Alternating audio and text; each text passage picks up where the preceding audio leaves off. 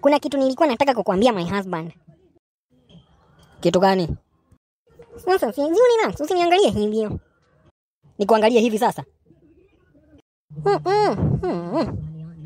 Haya, sema haraka haraka. Wewe, nilikuwa nasema, si unajua tu mtoto wetu Toito ako ushago. Sasa nilikuwa nakuomba ruhusa. Unajua sasa siwezi fanya kitu kama sijakwambia. Nimuendee akuja kaange na sisi, awache kukaa na shoisho. Nani mtoito anakupenda yenye ujayo ina. Yeye ni mtoito, hata akiulizwa tu baba mwingine atasema Brayo. Sio, si ulinipenda. Na ukipenda kondeo, lazima upende na watoto wake. In fact, hizo vitu zingine ziko na discussion, lakini hii haina discussion hata kidogo.